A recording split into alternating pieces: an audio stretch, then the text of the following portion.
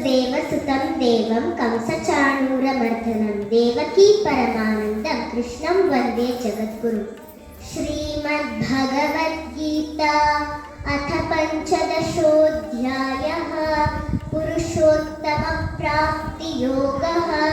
श्रीभगवानुवाच ऊर्ध्वमूलमदः शाखम् अश्वत्थं प्राहुरव्ययम् छन्दांसि यस्य पर्णानि यस्तं वेद स वेदवित्। अधश्चोर्ध्वं प्रसृतास्तस्य शाखा गुणप्रवृद्धा विषयप्रवालाः। अधश्च मूलान्यनुसन्ततानि कर्मानुबन्धीनि मनुष्यलोके।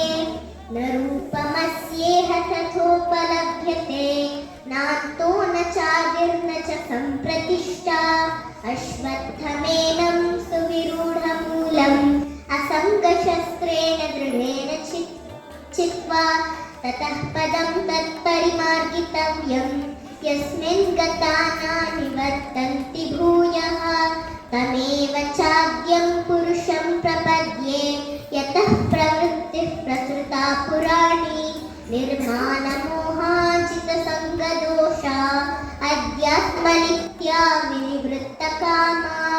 द्वन्द्वैर्विमुक्ता सुखदुःखसन्नै गच्छन्त्यमूढाः पदमव्ययं तत्।